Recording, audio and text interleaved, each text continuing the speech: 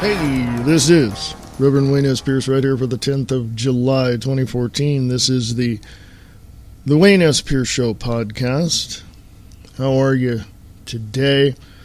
I told you it's going to be podcasts or live broadcasts or whatever. You can go to the Wayne S. Pierce Show.weebly.com. Check out the website there as well. So many things are happening. So many things are, well, falling apart, to be totally honest with you. And, well, I don't know where to begin. The house is falling down around you, and you're trying desperately to keep walls up, keep windows in their frames, and to keep the plumbing working. And this is what the American citizens are doing because the rest of the United States is falling apart. How in the world did we get here? Well, I'll talk about that on this show as well. But the fact of the matter is that we're here. We're here, and we're watching this whole geopolitical system that we have come to know fall apart around us, which is affecting the United States of America. Now, I use the metaphor of the pebble in the pond, that if you are standing on the shore of a lake and you take a rock and you throw the pebble, say 10 to 15 feet away, it makes ripples. The stronger, larger ripples go away from you, the smaller, shorter ones come to you. But the initial impact causes a great disturbance in the water. Well, for over 237 years, 238 years, we have been that, the freedom and the resistance and the independence that we have gained is that impact in the pond. And for over 238 years, we've seen those ripples go out and return and go out and return. And after a while, when you watch for a few seconds or a few minutes, everything's calm again.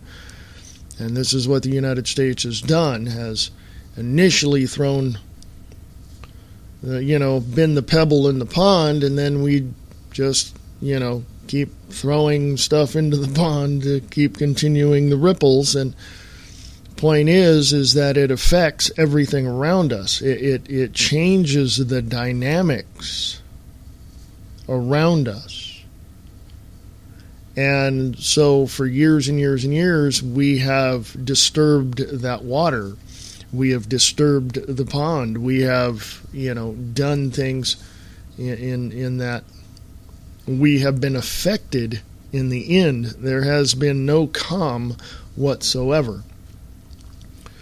And geopolitically in the world today, we see a great disturbance that we and others have created.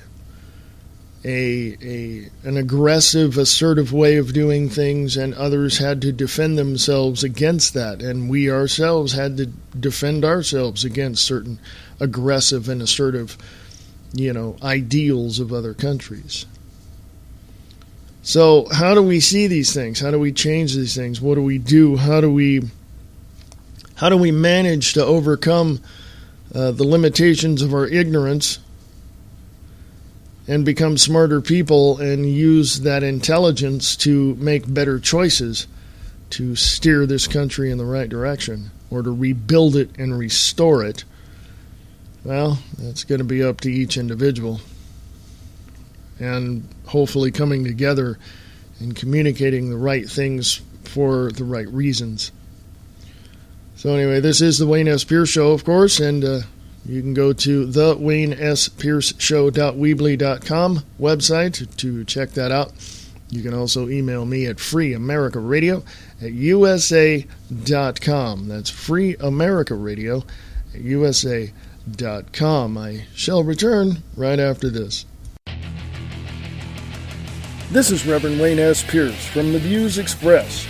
Please come join me on The Views Express Live, Monday through Friday, 4 p.m. Pacific, 7 p.m. Eastern, right here on Spreaker.com.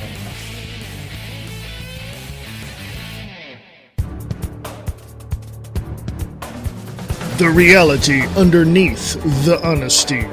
Brian Lang, LiveTruthRadio.com. Shall we play a game? Did you know that the first Matrix was designed to be a perfect human world where none suffered, where everyone would be happy? And it was a disaster. No one would accept the program. Entire crops were lost. Some believed that we lacked the programming language to describe your perfect world, but I believe that as a species, human beings define their reality through misery and suffering. So the perfect world was a dream that your primitive cerebrum kept trying to wake up from. Which is why the Matrix was redesigned to this, the peak of your civilization. I am wondering, why are you here?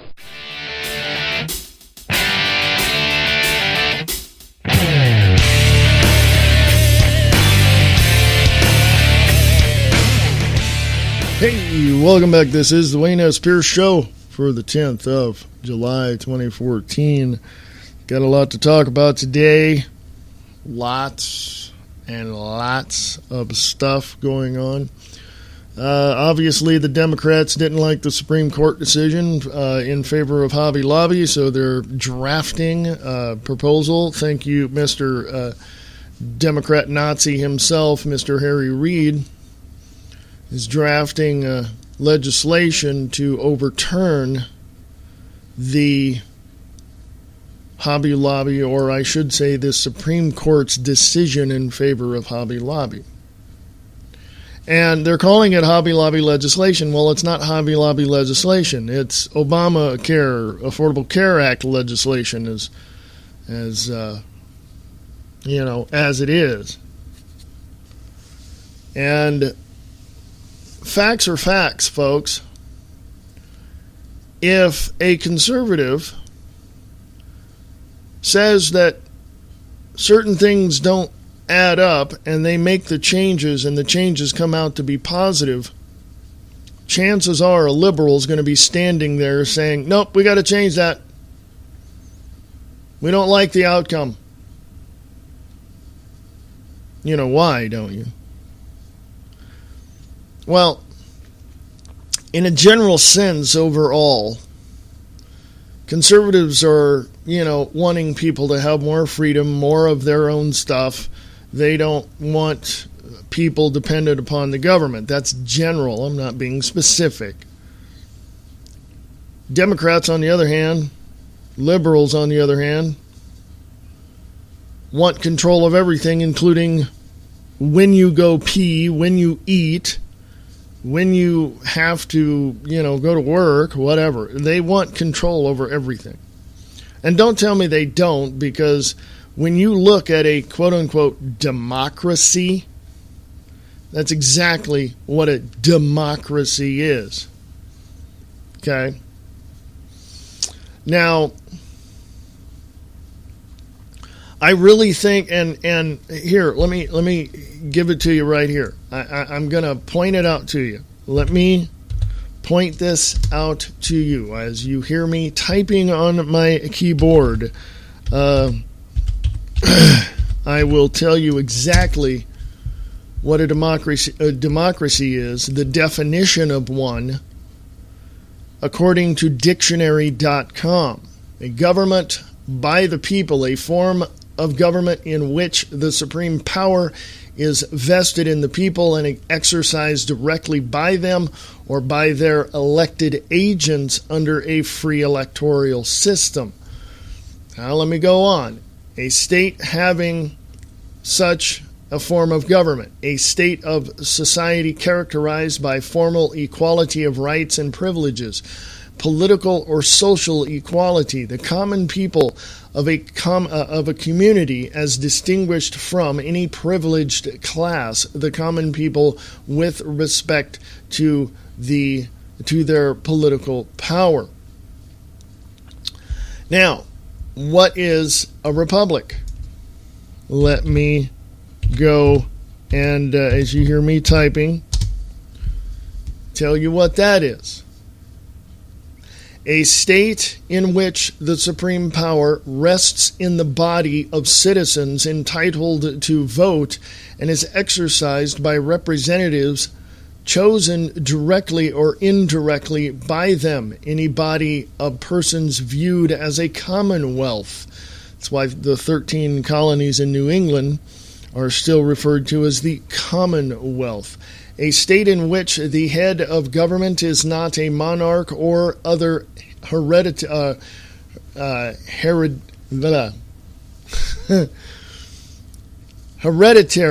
head of state. There it is. Any of the 5 periods of Republican government in France, compare First Republic and all of that. First, Second, Third, Fourth, and Fifth.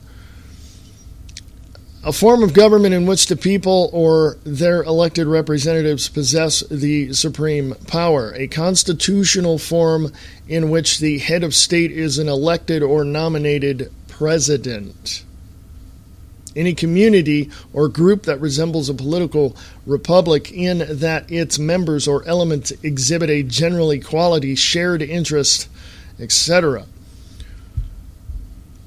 Now, what does that mean when it is in the form of what we have now, which is 2 dominating political parties? What is that?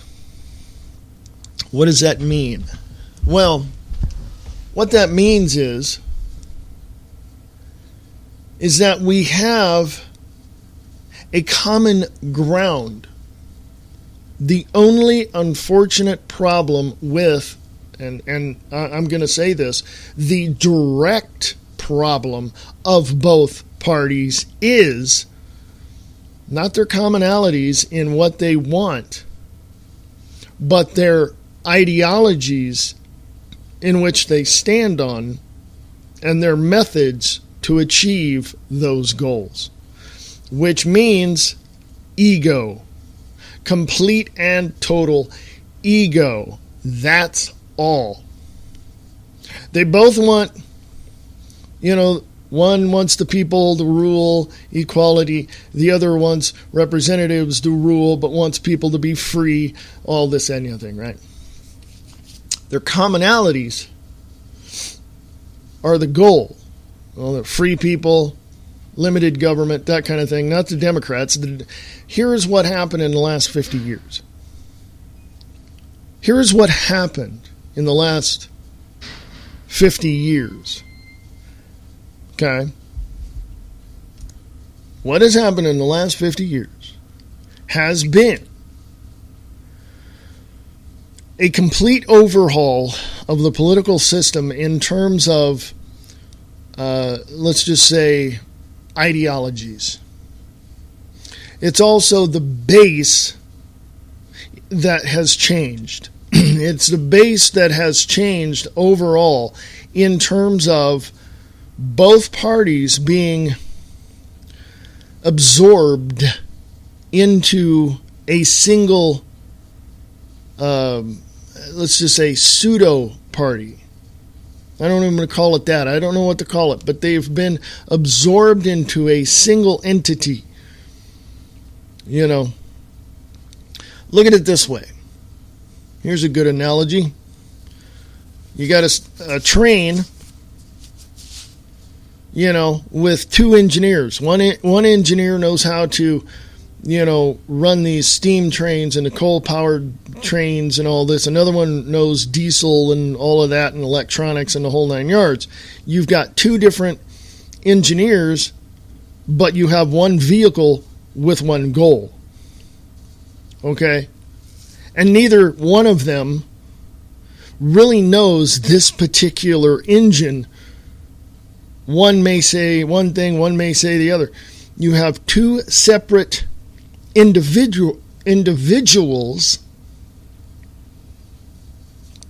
who are trying to run this train but don't know the inner workings of it, don't have any clue as to certain elements that drive this thing. You see, many, many years ago, we had the distinction of two separate people knowing exactly what needed to be done because they knew of and knew how to operate to get things done. Now, we don't. It's at a level at which we cannot sustain. I would say, hindsight is 20/20, of course, I would say that 25 to 30 years ago, if we would have completely and utterly gotten rid of both parties and decided on individuals instead of parties, we wouldn't be where we're at now. Looking at today, the 10th of July, 2014, looking at the midterm elections, looking at 2 years from now for the presidential elections, here's this idea that this country needs to be rebuilt, restored, and revitalized with innovation and technology. Massive problem right now today is the egotistical, egomaniacal politicians who want nothing but control, and they reside in both parties, and both parties have been absorbed into this one entity. And that's the thing. There's no real answer to number one, if the people in control are actually trained to do what needs to be done, and number two, there's no plans made to get done what needs to be done. Okay? Let me give you another analogy, because I grew up watching baseball. You learn how to throw, you learn how to pitch, you learn how to catch, you learn how to do all that. You run, you work, you do that. You put yourself in these training camps. You work, you do, you practice, you do everything you can, and you look at every single scenario. Okay? And then you're able to play.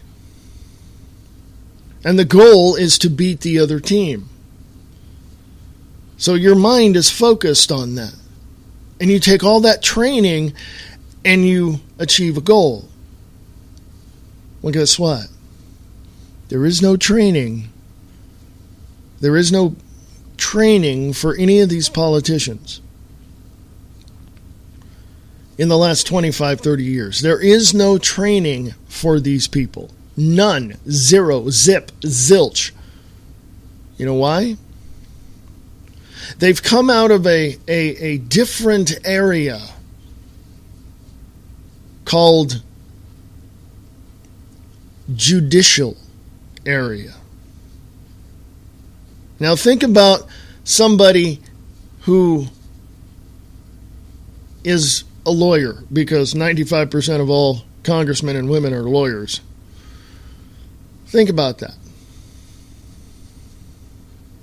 And you take a person out of that area and you try to put them into an executive branch with absolutely no training whatsoever. What do you get? You get what we have today. A community organizer, a Manchurian candidate, someone with absolutely no knowledge of an executive position or training whatsoever, and you get what we have today. There is, however,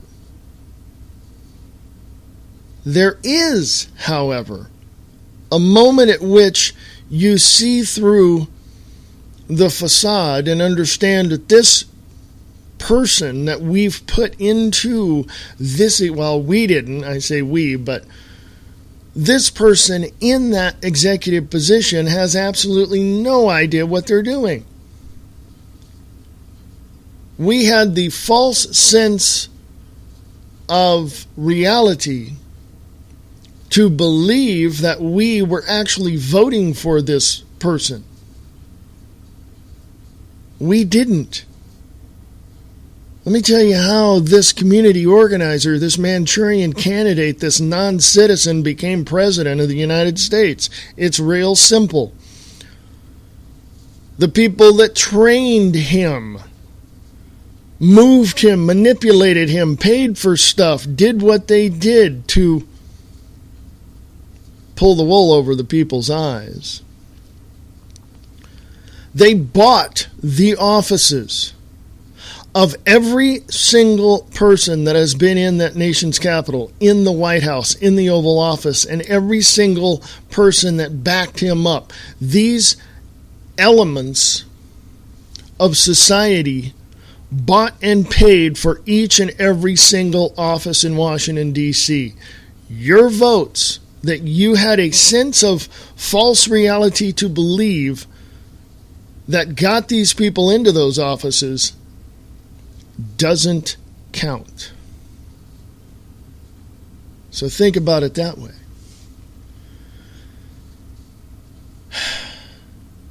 We have problems in this country based entirely upon illegalities, criminalities, and complete overblown, massively overblown egos.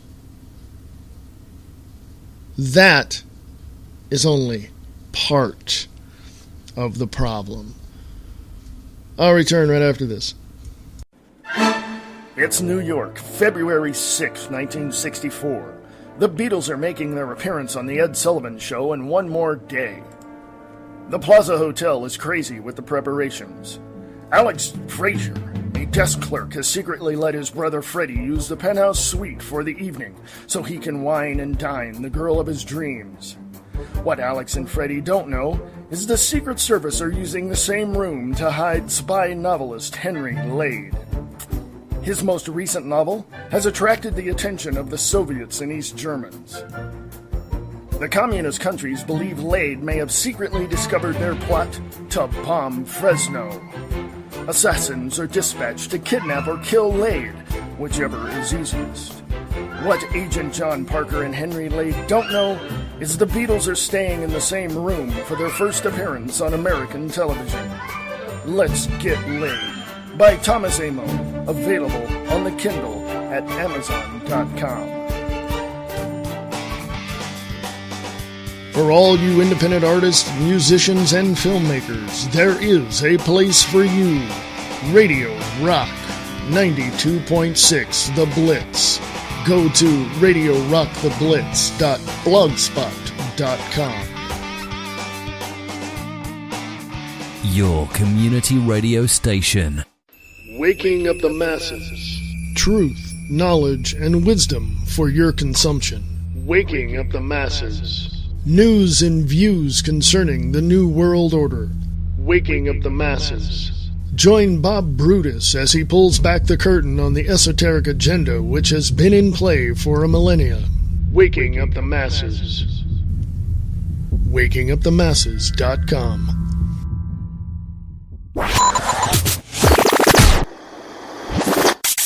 You're listening to the views expressed right here on the Free America Radio Network.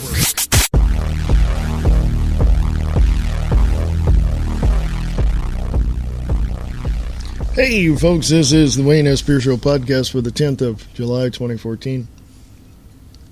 So, how do we go from here, right where we're at, to restoring and rebuilding what we have considered to be the freest country in the world over the past 238 years?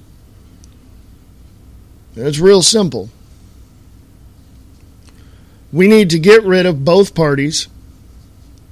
We need to get rid of the lobbyists. We need to get rid of the special interest group. We need to get rid of the IRS. We need to get rid of the Federal Reserve. We need to get and keep corporate money out of all elections.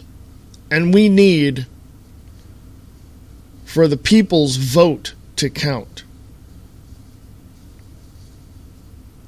Now, a lot of people might say, well, you just want no government. No, because I'm not an anarchist, okay? I want government, I just don't want corrupt government.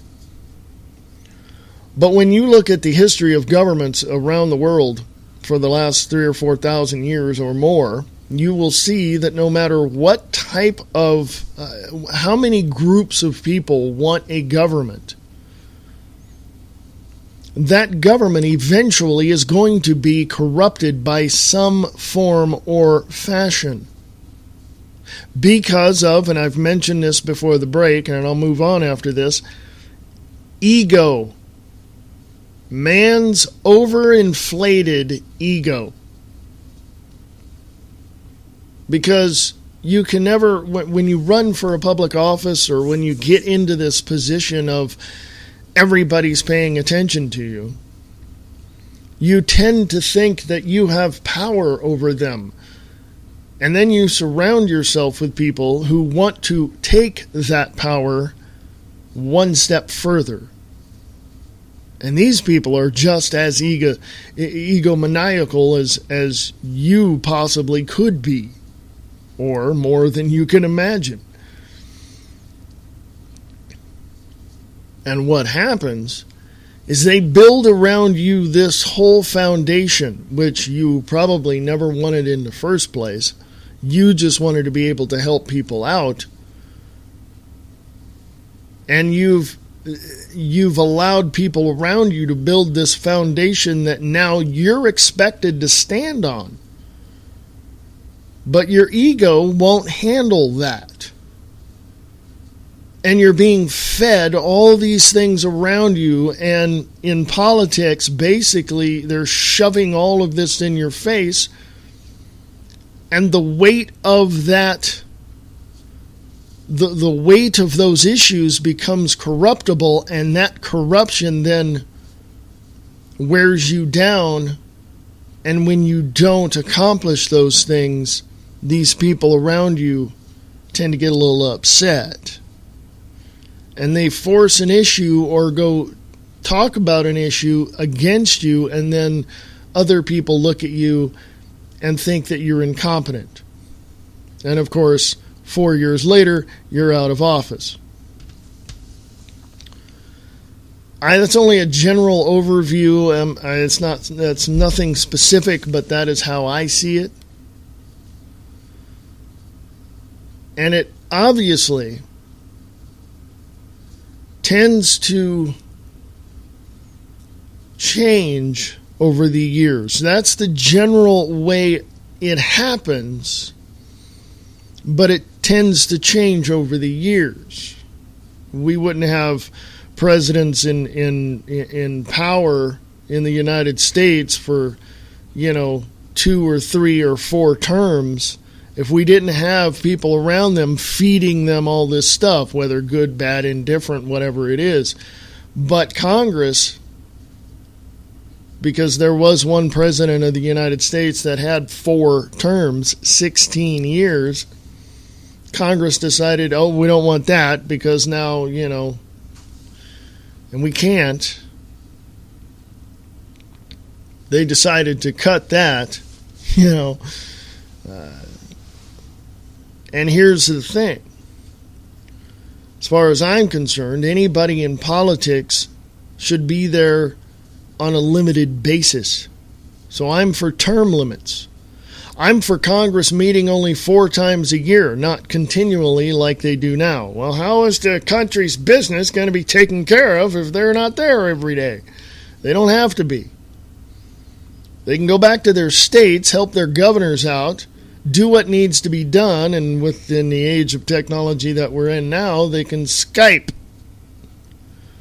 They can do a video conference, whatever it takes. They don't have to be in Washington, D.C. But major votes pertaining to the country should only be done 4 times a year in Congress in Washington, D.C. And all congressmen, including the president and vice president, should have their terms limited to 6 years. That's it. You want to run for re-election? You have to wait 4 years before you do. 4 years. Okay? A lot of people don't like that. A lot of people don't think there's any reason for that, and some people don't even think that makes any sense. But when you really break it down and look at it, honestly, it's the only thing that works. It's the only thing that works. But again, we have to see ourselves in the whole scope of this whole political, political arena in the United States. And we have to ask ourselves, what can we do to make the changes possible so we can have a better future? And let me just give you a reality check here. Not everybody is going to agree with you. Not everybody is going to agree with you on every issue, on every solution to every problem. Okay? So it comes down to, what do you want from your government? I mean, I think the late John F. Kennedy said it perfectly. Ask not what you can do for ask not what your country can do for you, but what you can do for your country. And I'm only paraphrasing, but the idea is, instead of sitting there with your hand out,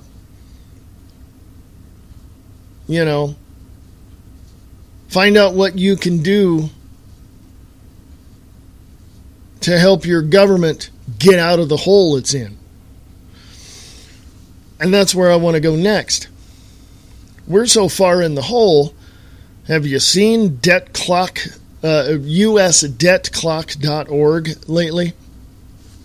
Have you? Let me give you exact numbers. I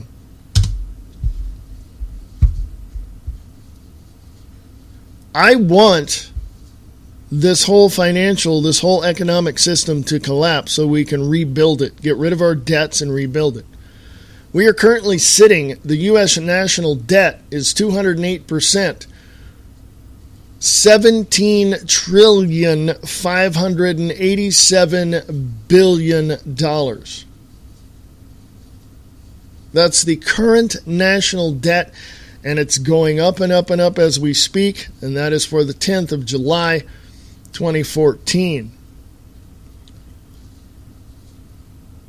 Social Security liability, which is debt, $16,129 billion. Okay? If you think that's bad, Medicare liability, the debt, $84 trillion, 136 billion. $84 trillion, 136 billion dollars. Unfunded liabilities, $121 trillion, 897 billion dollars.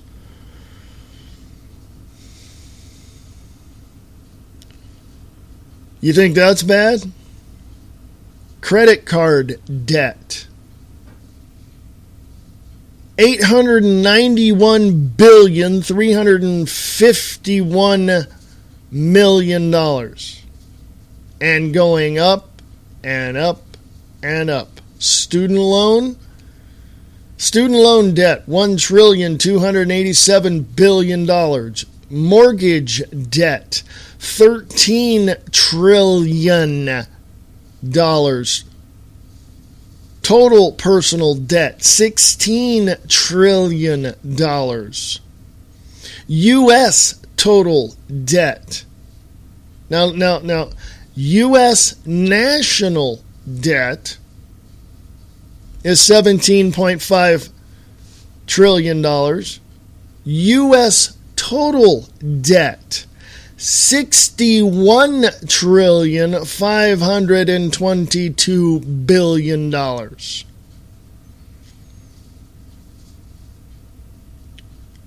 U.S. gross domestic product, the U.S. GDP, as compared to the U.S. national debt, is in the positive. It's green. $16.757 trillion.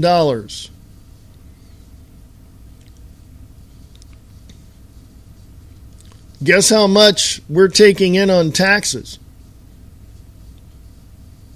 $2.936 trillion.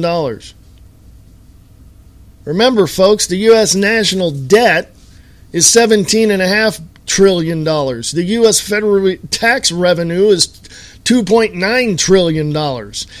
Do you see a problem there? I'm going to put the USDebtClock.org on the Wayne S. Pierce Show Facebook page, so you can go check that out yourself. I don't know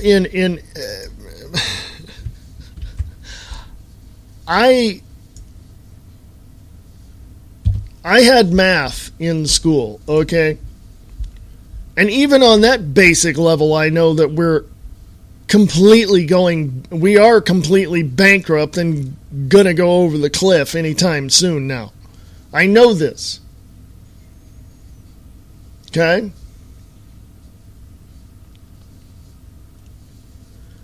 It's just amazing. It's simply amazing that 47 million people live in poverty. This is what the USDebtClock.org page says down at near the bottom right. Okay? Now, whether that's right or not, you're going to have to determine that on your own, because I don't know. But I know this. If I've got $1 and I see 10 people with $1 and I go borrow that $1 and say, well, I'll pay you back 10 cents. I'll give you $1 plus 10 cents. I'm using that as an example. These people are going to expect that 10 cents. Additionally to the $1 I pay them back. Now, I turn around and I borrow that $1, those dollars from those 10 people, and I go and invest that $11, my $1 plus the 10, and I get a 200% return on that. Okay? I'm crunching numbers here, folks, so if you're lost at any point, please tell me. Free America Radio at USA.com. Free America Radio at USA.com. And I go invest that, and I invest that $11, and I get a 200% return on that investment.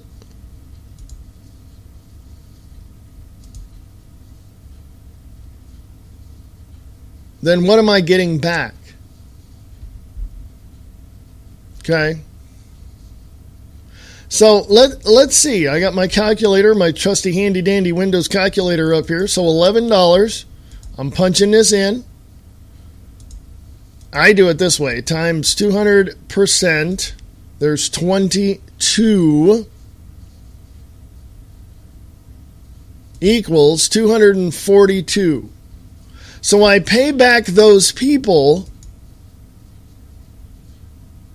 $11. Right, I pay back the other 10 people the dollar plus the dime, $1.10. So I pay back those people Let me go. I'm checking this out. Sorry for the silence. I pay back those people $11. The dollar plus the 10 cents. Now, out of $242 that I've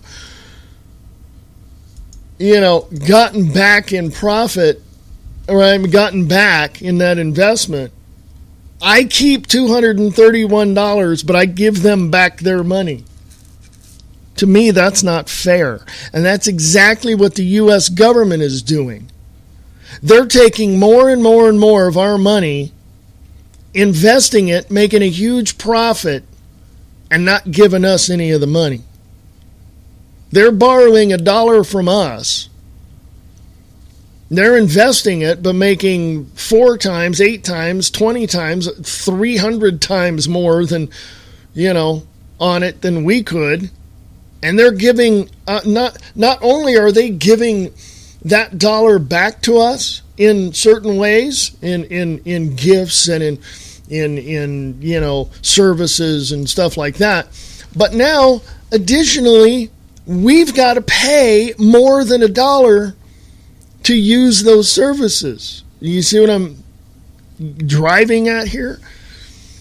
This whole system has to collapse because of fractional reserve banking, which does not work at all and never really will work. When you structure, how I was telling you, I borrow $1 from somebody and invest it and get a $200% return on my money and all this, and I keep the $200 and something and I give them back their money plus 10 cents. They're not making out really well. Plus, if I was doing that, I would charge them, right? I would charge them 30 cents on that dollar. So they're not making back their money at all. They're losing money. I'm the one who invested it, and I make the money. You see, let me give it to you very simply. Fractional reserve banking does not work. It never has worked correctly to be, advantageous to everybody. I'm not saying spread the wealth. I'm saying that if somebody invested more money out of those 10 people, as an example, that person should get more money. Seriously? And if I was the one that invested it for those 10 people, would I not, or would it not be right for me to give them back what they've invested plus whatever, the return was on that investment? Now, our government doesn't do that. Washington, D.C., the IRS, the Federal Reserve, does not do that. The Federal Reserve, meaning me, would go to different people and say, invest in our bank, invest in this. Here's what I'll do. I'll extend some credit, but you must give me $1 to help me do that. So there, that whole system worked, okay, to that point. And then I invest it, make the majority of the money, and then I give them back a little pittance. You see how that works?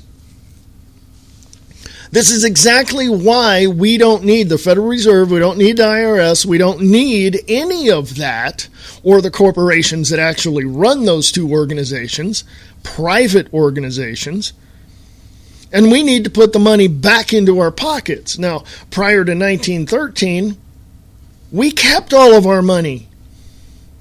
If somebody paid you, I don't know what the wage was at that time, but let's just say, let's make it today. If someone were to pay me $10 an hour, and I work 8 hours a day, that's $80 a day. That's $400 a week, 5 days, work week.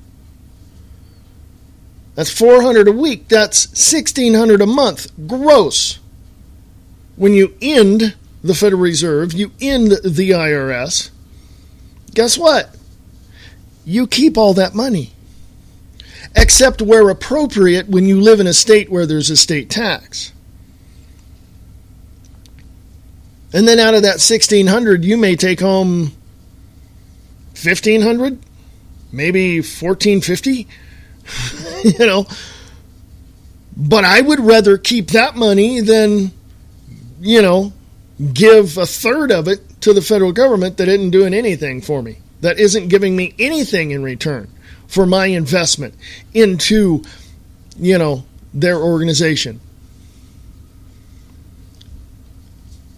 You see? How do we structure a government that as the people invest into that government, whether it be goods or services or taxes, even if you didn't, have a federal tax, you would still have your state tax because somehow your state has to run, doesn't it? Something of that nature. So how would you have a government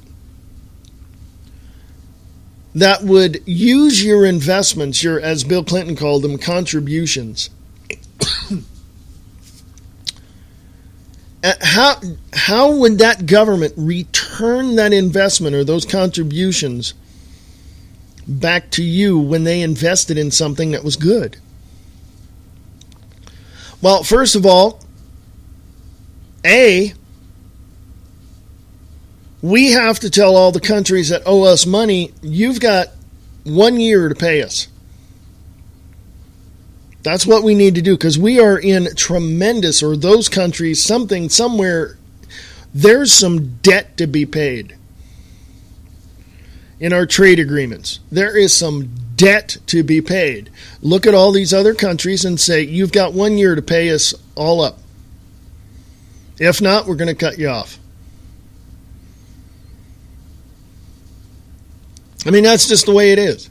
Did you know that we give billions of dollars to Russia and China, who are communist countries and do not like our way of life? Did you know that? Did you know that we're spending billions of dollars? Not spending, we're giving away billions of dollars to places like Iraq or all those other places, the Syrian rebels, why? If I were president, I'd cut them all off. I don't give a crap how unpopular it is.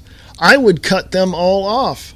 You fight your own damn civil wars. We got enough in this country to worry about than having to give you money to fight somebody we put over there. Screw you.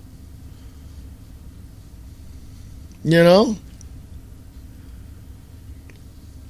don't know. I don't know what the answer is, honestly, folks. I really do not know what the answer is. If there was an answer that would work, I mean, you got to give a little, take a little, stand on what you believe, hold on, to that, allow other people to do what they need to do. I mean, compromises? Not if it's going to bring down the United States of America. Hell no. Not if it's going to economically damage the financial foundation that we have in America, which is like at the point of just total absolute disaster at this point. No, I'm not going to. No.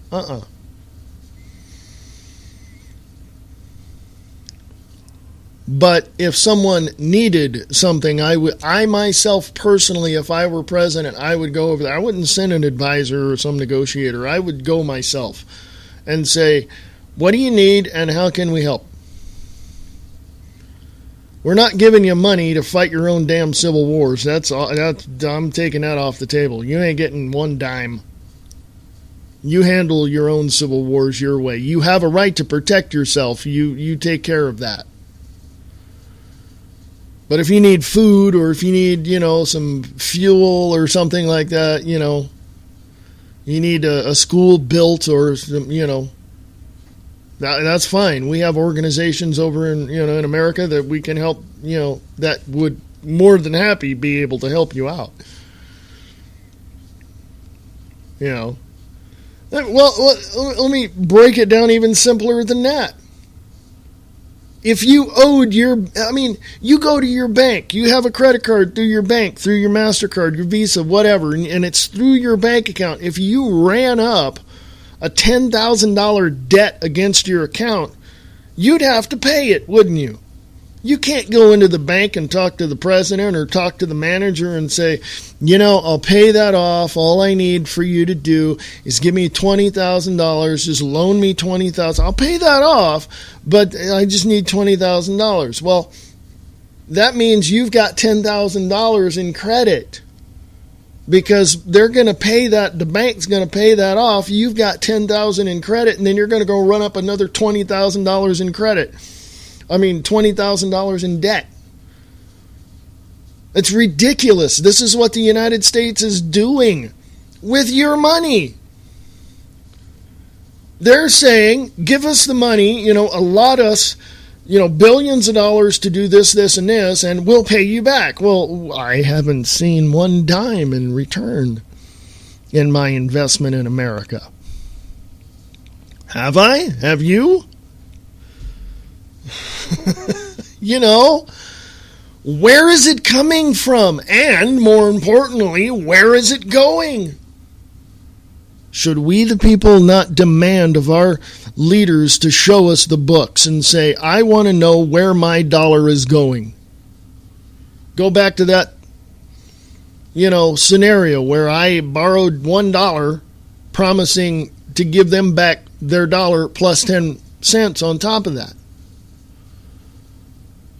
If they all came to me and said, it's been 6 months and we know that you've got a return on the investment. We know that you invested it. We don't know how much it was or where it went or what you invested in, but we want our money. We demand to see your books. I'm obligated to show them my books. Okay?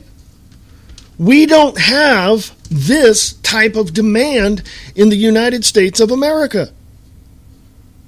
We have a complete gutless society that has no balls to stand up to these leaders that apparently took our dollar and invested it and made 500 times more than what we saw. And then they said they were going to give us back our dollar, and now we got to pay to get that dollar back. That's freaking ridiculous. Are you following me, people? I know I'm getting loud. I'm sorry. I didn't mean to blow your ears out. But you understand the frustration. If you went to your stockbroker and gave him $500 to invest in Microsoft, and you know damn well you got like a 4-time return on your money, but he's saying, well, you got to do this. No. Give me my damn return. And I'll reinvest the $500, but you give me that dividend, that profit from that investment. Now, this is what we need to demand from our leaders. Shut off all borders. Shut off all military bases in every single country. Bring our military home. And this is where I totally disagree with Jesse Ventura. He wants open borders. I want them closed. Close the damn borders. Fix and rebuild and restore the United States of America. And then in 10, 15, 20 years, then we can negotiate with other countries about immigration.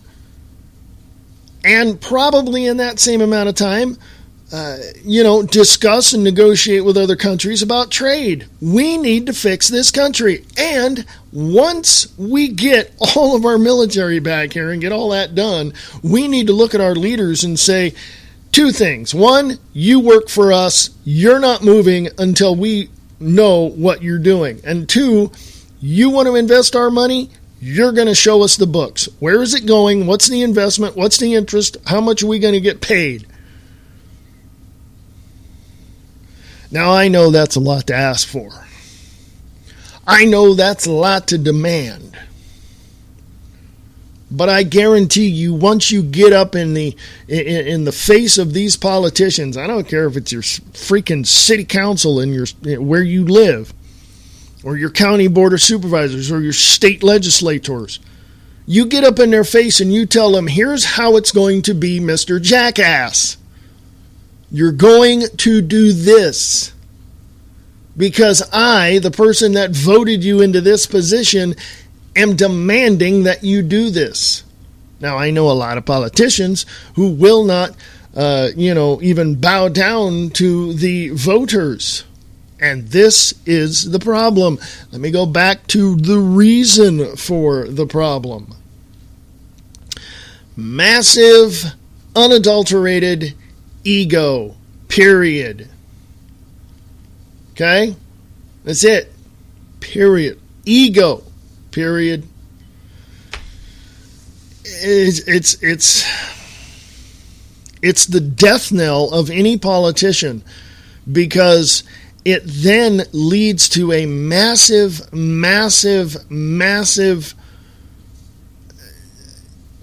attempt to hide criminality and illegalities because you think you can do whatever you want. I'm untouchable. Well, ask former New Orleans Mayor Ray Nagin about that.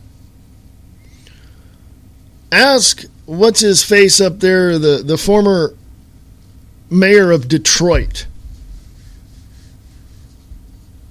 Okay, he's in prison. Ask Bernie Madoff about financial problems and ego. Shall I go on? Facts of the matter are, people, that this country is falling apart because you don't have the balls to stand up against these criminal politicians that are taking your money and not giving you the profits of their investments. That's one part of it. The other part is you got criminal politicians that you don't have the balls to stand up against. Okay? That's just the way it is. And that's how I see it. Okay? That's my opinion. That's my perspective. Whether there are people out there that can stand up, I don't see them. I see a lot of stuff going on at the border. I see a lot of stuff going on, in certain cities, a lot of protests, a lot of stuff, but I don't see any changes. And it's going to take a mass amount of people to make the changes necessary to rebuild and restore this country to the United States of America that we truly love and enjoy. And that would then strengthen our ability to have freedom, peace, security, and liberty in this nation. How about it, folks? Are you with me? FreeAmericaRadio at USA.com is the email address. FreeAmericaRadio at USA.com. Go to FreeAmericaRadio.us. Also, TheWayneSPierceShow.weebly.com. And check out those websites and come join me on the Views Express live today, 4 p.m. Pacific, 7 p.m. Eastern on FreeAmericaRadio.us.